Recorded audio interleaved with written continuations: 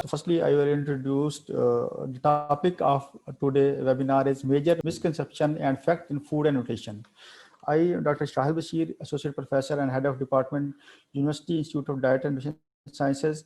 And today our speaker is Dr. Muhammad Umair Arshad. He is Head of Department of Food Science and Technology, Government College University, Faisalabad. And at key post of the Pakistan Society of Food Science and Technologists is Treasurer Pakistan Society of Food Scientists and Technologists, and member Scientific Panel Punjab Food Authority (PFA), and member Scaling Up Nutrition Academia Research Network (SUNAR). And he has PhD in Food Science and Nutrition, and two postdocs, one from University of Toronto in Nutrition and another North Carolina State University, USA. This is a short brief introduction of the Dr. Muhammad Umair Arshad. I hand over to Dr. Umair Arshad. First of all, thank you so much, Dr. Shahid, for introducing me, and thank you so much, the Afro-Asia, the University of Lahore, and the management of Afro-Asia, particularly Dr. Amar Gilani Sahab, who have just provided me the opportunity to talk with some of the participants about this very topic, that is the myths and misconceptions about food and nutrition. As Dr. Shahid has introduced me, I have done PhD from Agriculture University in Food Science and Technology, and then did my postdoc from North Carolina State University, and then a couple of years I spent in University of Toronto in the Nutrition Science Department. My expertise of working is mainly on the area of the carbohydrate metabolism and the appetite control. Other than that, further I am working with Punjab Food Authority and Sindh Food Authority for supporting them in the formulation harmonization of different food standards and the regulations. So today, let's start with the topic. I will talk about the major myths, misconceptions, and facts in food and nutrition. Highlighting point is that before going to any discussion, it should be very clear, as I hope all of the food science are related professionals sitting here, that there is no one food that is going to make you healthier, and there is no one food that causes you to be less healthy. So everything made by the nature for your eating is perfectly all right for you, as long as you eat it at the right time, with the right amount, with the right combination. That is the important thing. So, so this is the first highlighting point. There are different facts and the myths. You know, it's a Google area. The era we are passing through is a Google time. So everyone has the opportunity to find out the research and the non-research material coming over the Google information. So whenever you just write down anything in the Google, you will bombarded with different informations, particularly our youth, for different specific purposes they are using the Google. So they are getting different things in, especially in this COVID and post-COVID time. Everybody has consulted their nutritional guidelines from the Google. And I don't know whether proved good or not, but it is happening. So behind most of the food and nutrition myths, actually there is a kernel of truth. There is very minute truth behind this, particularly when we talk about the nutrition. But the most of the things we are just getting is the word of mouth coming from the Google. So the goal of our scientists and us is to basically separate out the science from that silliness which is going on through social media and other media channels. So so we always should have to look at the red flags. What we are actually getting is it right or not? So that should be backed by some of the references and the scientific research. In the first part, I will talk about the myths about nutrition. Obviously, this is a very vast field, nutrition. So before going into that topic, I can just claim that everybody knows that nutrition is a very complicated science, and it changes from one person to other person. The effects, the metabolism, the genetics, the timing, and everything changes the fate of the food into your body, and then what is happening to your body. So each individual has different nutrition. That is why nutrition is the most complicated science among all the applied sciences subjects. So like for example, today the teens are bombarded with different confusing messages about nutrition. Some are saying the bread is bad, some is saying grapefruit you will eat as maximum as you can and you can lose the weight. So the people like us, which we are educated, and most importantly, we are educated with the food science and nutrition knowledge.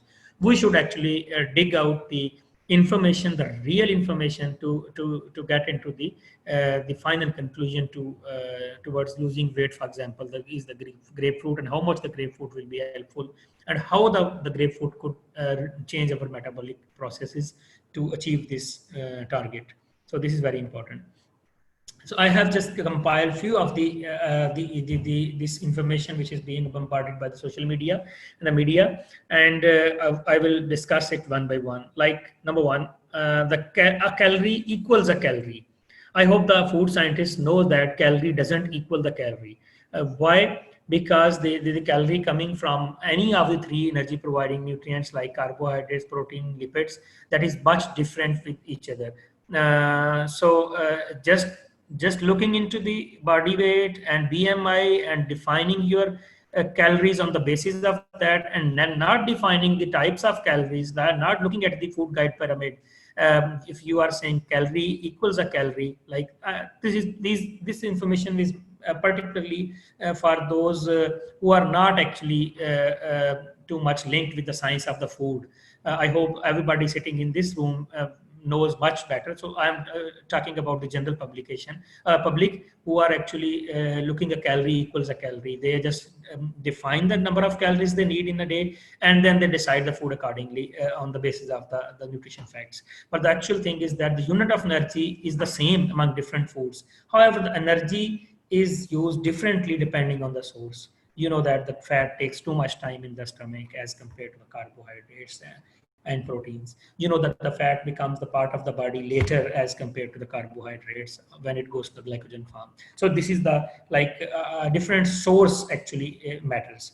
So for example, 100 calories coming from the salad and the same 100 calories coming from the hamburger. So it is held different from each other. So that's why the source is very important, and the type of nutrient which is providing that calorie is important more than a calorie equal a calorie. Similarly, when you eat calories, it can also impact how they are used. So when we talk about energy intake, always the nutritionists talk about the energy balance instead of energy intake. So energy balance is, caloric balance is very important. How much you are getting it, and how much you are utilizing. So when you eat calories, it can impact how they are being used. So there are some other misconceptions like eating after 7 p.m. does not always cause weight gain. Like people suggest you don't eat after 7 p.m. But my concept and my research and my studies, which I have seen, that eating after 7 p.m. is not bad unless you are not eating the poor diet. If you are eating the balanced diet, the required diet after 7 p.m., that myth is actually a myth. So bottom line of this whole message is that when, where, what, why, and how you eat, that actually matters. So all these W's matters when you eat, instead of the number of calories you just consider while making your diet plan. So all the nutritionists consider all these W's while making a diet plan for individual to individual basis, instead of just concentrating on the caloric intake. Another myth is that it is best to eat 6 small meals every day. Normally, the people who are having the type 2 diabetes, they are being recommended by the nutritionist to have small grazing meals instead of the course meals. The main courses like 3 courses we consider: breakfast, lunch, and the dinner. And they think that these 6 small meals are good than the 3 meals, the larger meals. But this is also a myth. There is no scientific background behind this. Eating 3 meals per day has the same metabolic effects as eating 4 to 6 meals. The problem is that sometimes even more frequently eating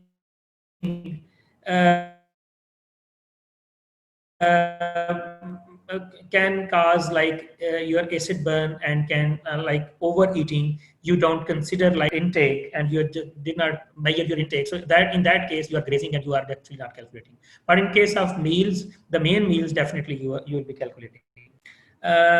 Eating too often sometimes even leads to like some complications. You know what? if you eat too much, it actually changes your physiological pattern of the body. I'll give you the example.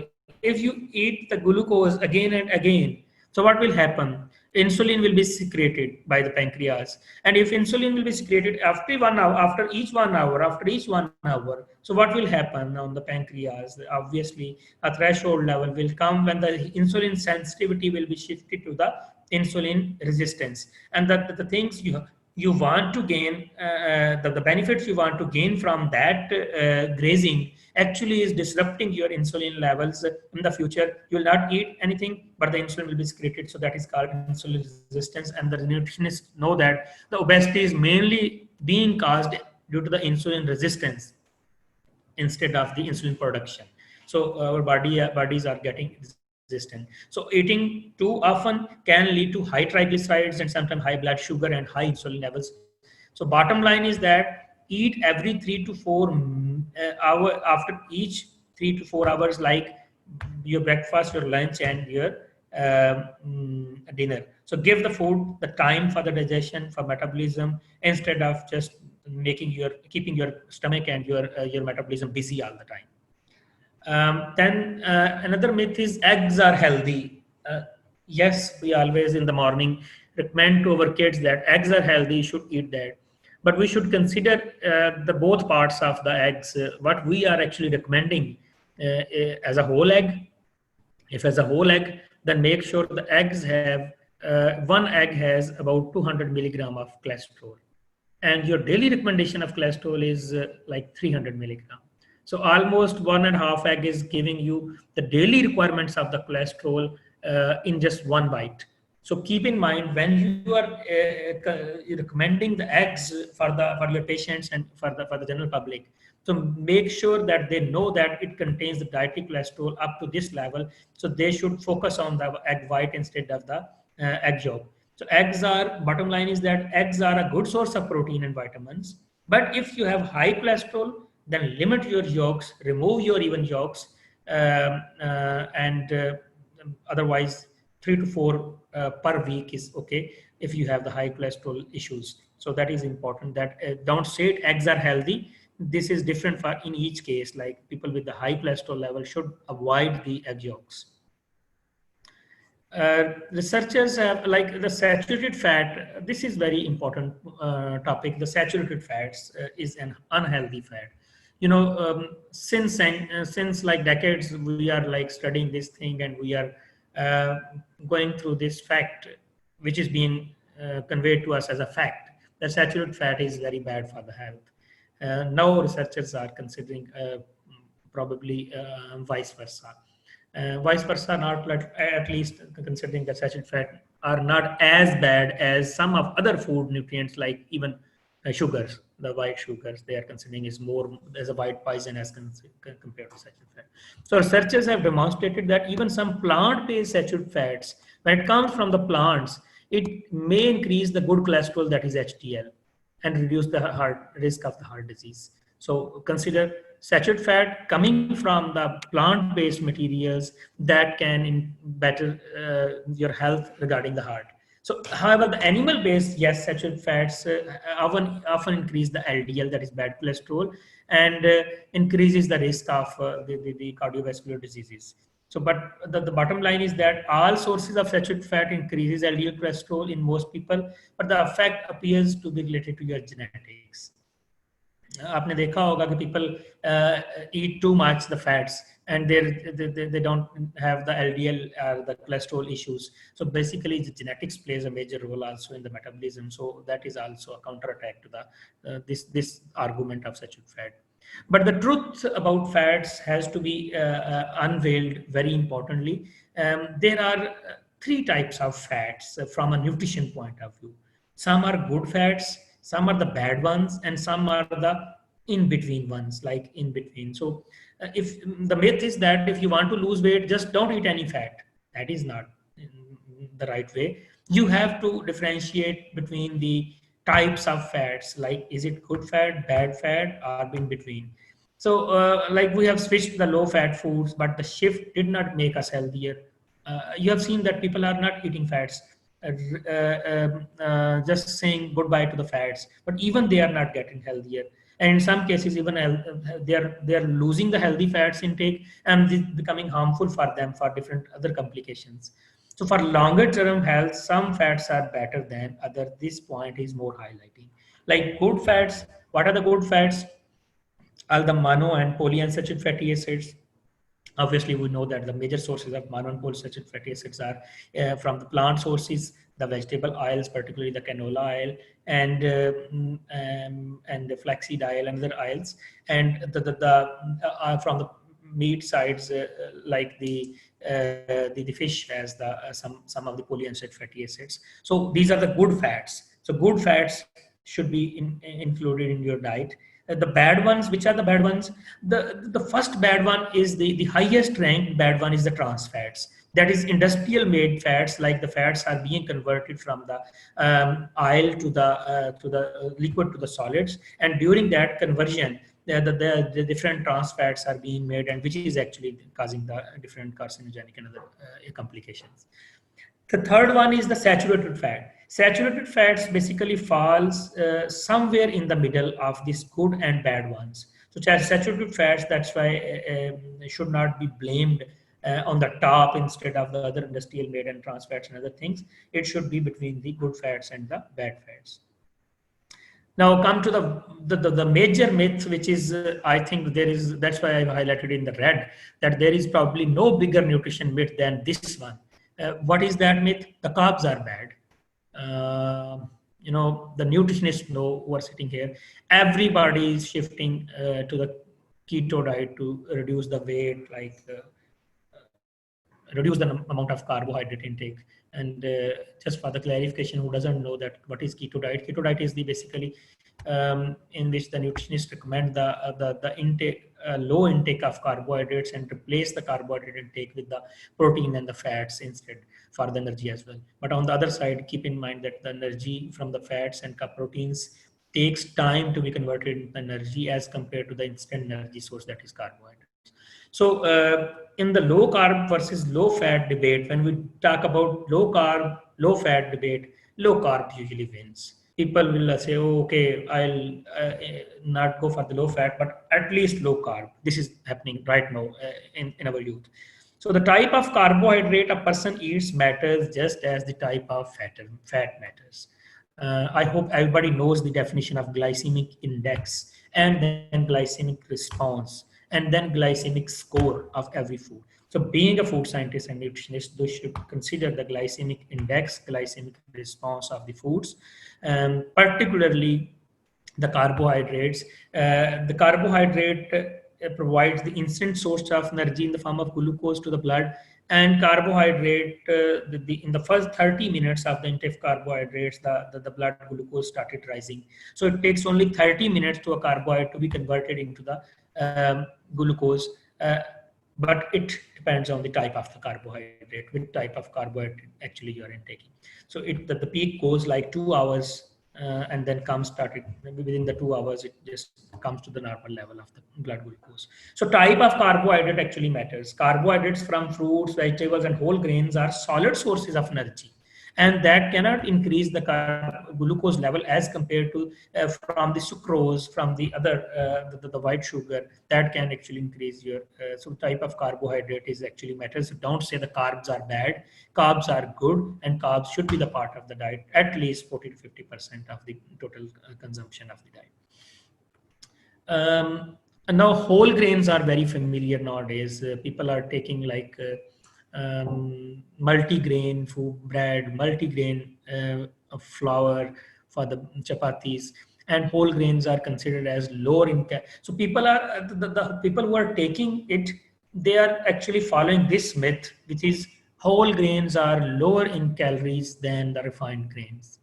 Now this is wrong. This is totally wrong. Whole grains are less processed than refined. Yes, they are less processed, but calories are consistent in the grains. Rather, it has more protein and more fiber than the starch of the refined grains, and it contains slightly even higher calories. The good thing of the whole grains is not the calories. The good thing is of the whole grain is that it has more fiber, it has more vitamins, it has more minerals. Yes, that is another story. So that's why, and it has more protein. So that's why whole grains are being recommended for the diet. But that myth should be eliminated that whole grains are low in calories than the refined grains. So bottom line is that despite being higher in calories, whole grains are healthier choices on the basis of the things I have mentioned, like fiber, proteins, minerals, and vitamins. Yes, of course, but not on the basis of calories. It should be regarded. And another myth is that eating red meat, is bad for you. People are just saying goodbye to the red meat, the beef, and they're shifting mainly to the chicken. There are many other socioeconomic reasons as well, but still people think that don't eat the red meat, it is bad. But don't forget that red meat contains some cholesterol, which is I already mentioned 300 milligrams we need per day, saturated fats, but it also contains healthy nutrients like protein, iron, and zinc, which is much better than the chicken and the white meat. So eating red meat in yes, you can just make it a lean meat, like remove the fat in small amounts, is a healthy way to get the protein instead of shifting it to the white meat. Then okay, then this myth I already have discussed, the high carb, protein, low carb, healthy way to lose weight, the ketogenic diets. Basically, ketogenic diets, what does with you? Ketogenic diet is that you are taking not more than 50 grams of a carbohydrates a day. You are just removing the carbs from the list of your plate. So what is happening that it takes like a ketogenic diet starts taking like showing its effect after like 3 to 4 days, not before that. And then your bodies will start burning your the fats and the protein reserves, and your body is getting slimmer. And but you know what? This will although it will have some impact on the body regarding the losing the weight, but some people are even considering ketogenic diet as a source of combating different morbidities like cancer and like other the sugar. But instead of that, the sugar patients, the diabetic patients should consult their consultant and nutritionist before shifting their diet to the ketogenic diet. But it can have unhealthy effects as well. Don't forget that the heart disease, the constipation, the fatigue, and the poor athletic performance, these all are the contradictory factors of the ketogenic diet, low carb diets. Another myth is that skipping meals is an effective way to lose weight. This is called as dieting. Most of us are like doing this, like stop eating program are everywhere, but these give very fake testimonials. Many studies have shown that people who skip meals, especially at the breakfast and in the start of the day, they eat fewer times during the day and tend to be heavier than people who eat 4 to 5 times a day. The problem is that they are actually they don't eat. When they eat too much. So the calories and the energy, the food they are taking at one time, they could have taken at different meals, like in the breakfast particularly. So not eating slows your metabolism. This is another problem. When you don't eat, your metabolic responses are changed. Your metabolisms get slowed down. So making you like when you eat next time, it makes you gain weight more quickly. It's like a bladder. Your body is like a bladder, like a football bladder. Once it is full of air, so even if you remove the air, whenever you will add the air, it will become a football. So it's very unfortunate, but it is. You have seen many people, they are losing weight, and after a couple of years you see them, they are on the same weight, even more than that weight. So what is that? That is actually the metabolism has been disturbed. They need more food according to your body. Their body, they have reduced their metabolism, and that actually when they eat again, it may make them quick weight gainer. So people who skip meals, ultimately they end up overeating towards the end of the day and causing them to consume more calories than their bodies require actually. Very simple example is what we are doing it during the fasting days. We are not eating, and when we eat more than our requirement. So what happens? Instead of losing the weight in the Ramadan, we are actually gaining the weight in the Ramadan. So the problem is with the pattern. Then there is a misconception that diet drinks are as healthy as the drinking water. No, that is not the case. Diet drinks contain almost no nutrients, whereas a normal mineral water contains all the necessary macro and micro minerals and which are required by the body for the electrolyte balance. So if one has to drink something else, I will recommend it either go to the low fat milk or vegetable juice is better than fruit juice because they have less sugar. But don't go for the diet drinks. Diet drinks has nothing to do with your body in case of the low caloric intake. It is instead of like adding just water without any nutrient into your body. Instead of that, you can just take and drink the water. Okay, sorry. Okay, so another myth is certain foods can burn fat and help you lose weight. No food can make you burn fat and make you lose weight. It's like that a doctor will recommend you just put some cream on your tummy and you will get your fat reduced. No, it cannot happen. Actually, the problem is that the major thing is digestion. If your digestion is okay, if your physiological response of the body towards any metabolic reaction is okay, and it is, by the way, different according to human anatomy from one person to the other person. So if that is okay, then obviously you will lose the fat, burn the fat. But if the digestion is not working properly, it will is impossible to burn the fat. So there is no food that can burn the fat like grapefruits, like kava, like that. They are not losing. Yes, instead of burning the fat, it creates a situation where you just you're reducing your intake. So like appetite control, the appetite actually vice versa plays a role for physiological as well as the physical intake of the food. So fat is one on the inside of your body, that is the inner part of your body, the stored energy in the adipose tissues. The only way to get rid of fat is the exercise, the burning that fat. There is no other way to there is no any food, superfood that can reduce your fat on from the body. Now raw vegetables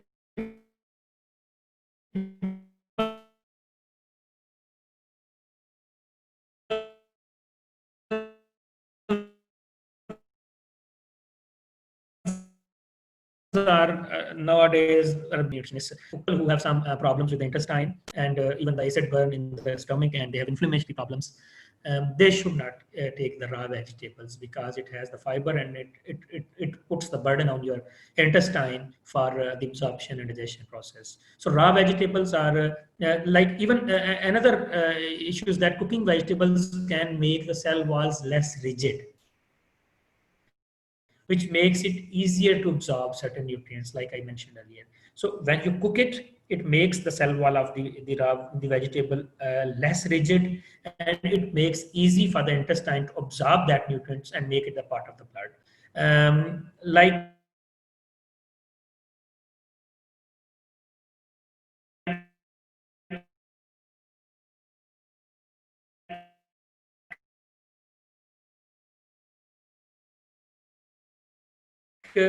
and like carrot and issues. So these bioactive components are seen scientifically being seen like to be increased in the cooked vegetables, in the cooked carrots, like have higher beta carotene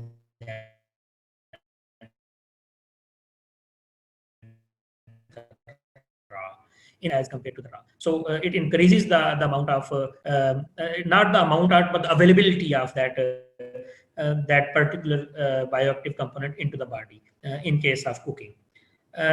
Superfood is not that super. Now, nowadays you have seen everywhere the agriculture and the food specialists are claiming that this is the superfood. Like moringa is a superfood. Like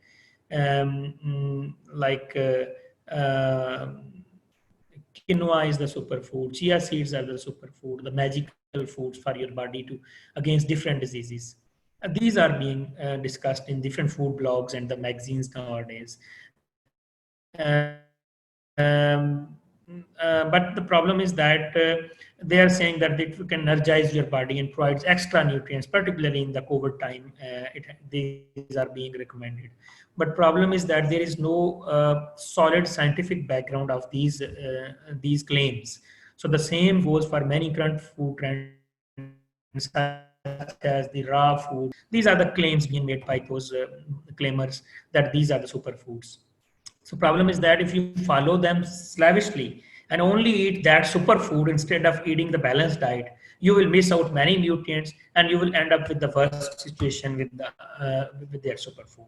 So it can also increase you can start eating too much of that thing, and that will imbalances your diet. So ultimately you will become non-healthy if you eat only the superfood. One of my friend who was eating moringa powder daily 3 times without any recommendation of any scientific recommendation, he ends up with the high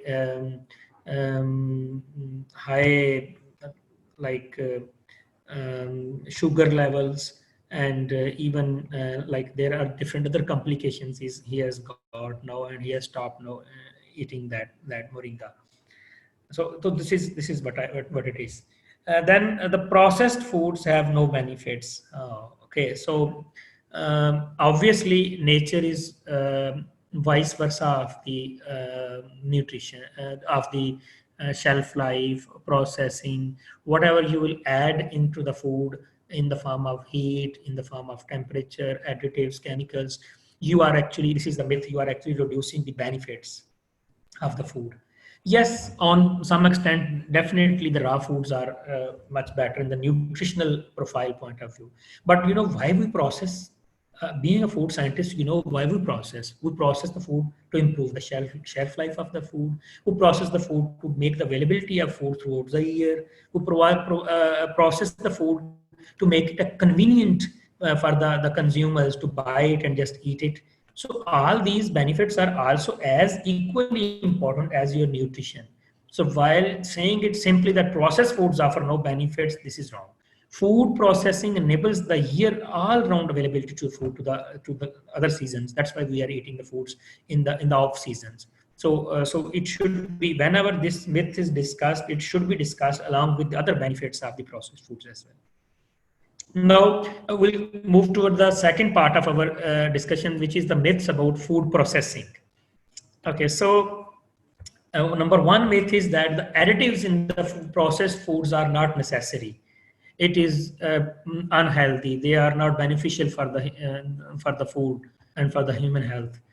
But problem is that why we add the food additives? Additives are added for specifically intended purposes in the food.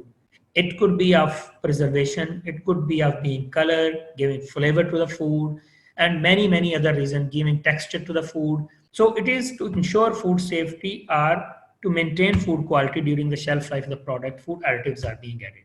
Food additives can supply some specific sensory properties, as I mentioned, like flavor, taste, texture. They can add. Just give a fresh juice to your kid. He will not drink that juice instead of the processed juice. The problem is that that sensory attributes of that food are actually more appetizing for them. So all food additives must be, yes, the problem is that the limit of the food additives and the regulatory compliance of the industry and the product towards that food additive addition is much more important. So all the food additives being added in the food by the industry, that must be approved by the appropriate regulatory authorities, like in case of here Punjab Food Authority or PSQCA at national level. And strict limits should be placed on the amount and types of additive, and it is being defined in our Punjab Pure Food Rules Regulation and 2018, and it has been thoroughly reviewed by all the food scientists sitting in the panel, and that finalized the limits and the prohibitory role of the limits of the food additives, all kind of food additives. So that's why that should be being followed. As long as the food as they are being followed, they are scientifically backed by the panel, and otherwise the food additive is not as bad as being described. And another important thing is that additives must be included in the ingredient listing on the package, and it is being enforced by the food authorities. And this is the duty of the consumer to read out the food additives being added in that food in the ingredient section, so that if they are allergic to some food and if they don't want to get that food additive, that they can refuse to get that food. So this is important from the both industry, regulatory authority, and as well as the consumer point of view. Some people say, like, you go to the restaurant, you order some steak, chicken steak, and you say a lack of pinkness means your chicken is fully cooked. No. From chef point of view, the important is the temperature, the temperature of the cooking. Poultry is the most common source of food related illness, so it is imperative that you check the temperature of your bird. With the it has turned to the it is good. No, this is wrong. The pinkness is not the visible pinkness is not the criteria for the cooking, overcooking, or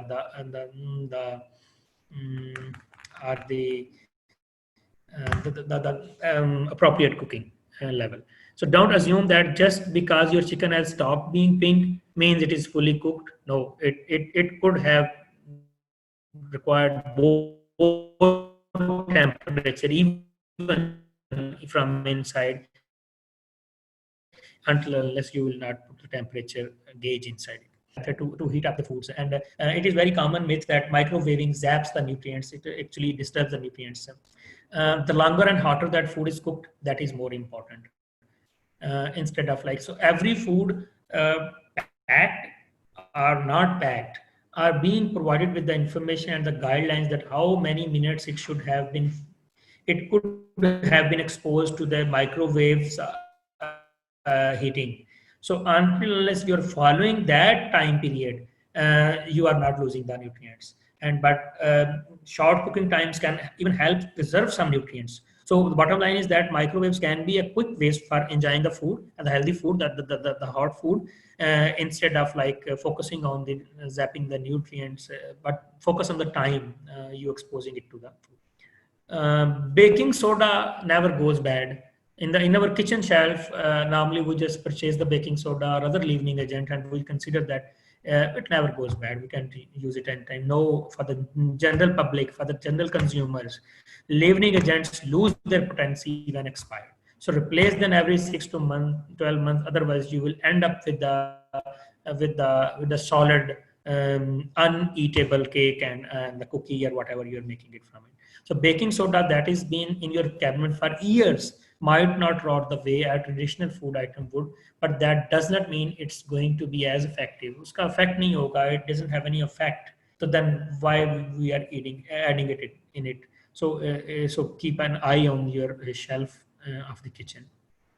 Then you should always remove skin before cooking chicken. This is what we are doing on daily basis. In some cases we don't, like in case of KFC, in case of the fried chicken outlets, we like that skin. But in case of home cooking, we normally remove the skin before cooking. Removing the skin on your chicken before cooking, it means that you are missing out on a better tasting bird. So that has different taste, that skin. Yeah, until unless you don't have a fat issues with the fat, the amount of fat you are taking, you can take the skin. In fact, skin is basically a perfect tool for sealing in flavors. When you're marinating the food, the sealing in that flavor, the seasoning you are adding, and the spices and the herbs, they under the skin, and then you bake it, then remove the skin. That herbs and spices are much penetrated into the food as compared to the chicken without the skin you are marinating.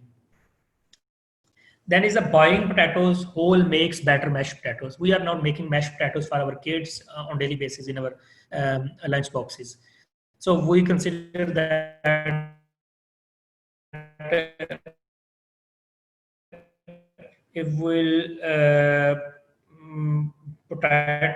boil the small pieces. It is wrong.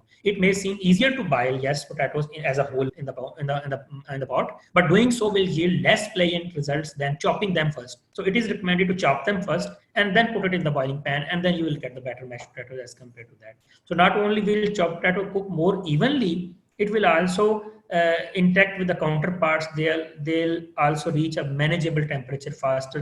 You'll get it quicker. The boiling process will be shortened when you make it the chopped potatoes. So instead of boiling the whole potatoes, we should go for the chopped potatoes for the mashing potatoes.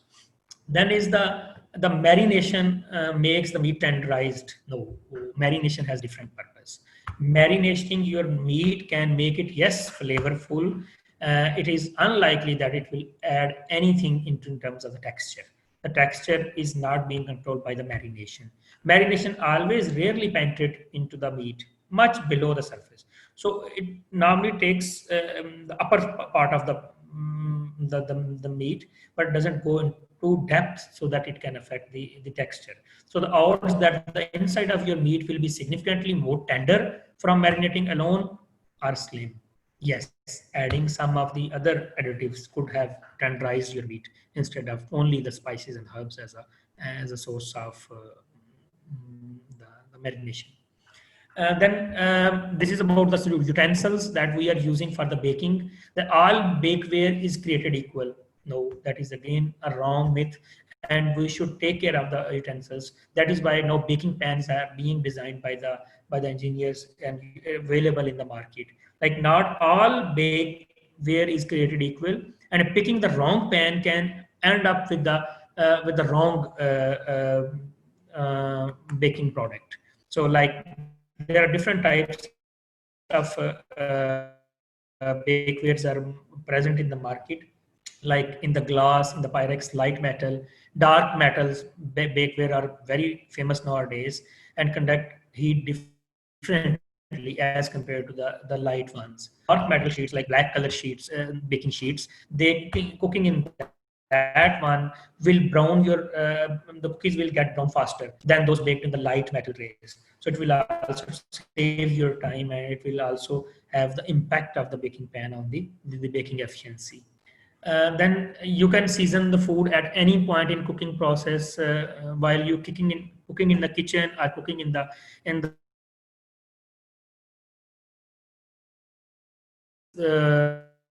important that at what time you are adding the seasoning into the cooking process. Time is of essence when it comes to seasoning your food. Seasoning is very vulnerable to the temperature and other cooking unit operations in the cooking process. So toss in some herbs and spices at any point in the cooking process would not allow the complex flavors you are seeking to develop.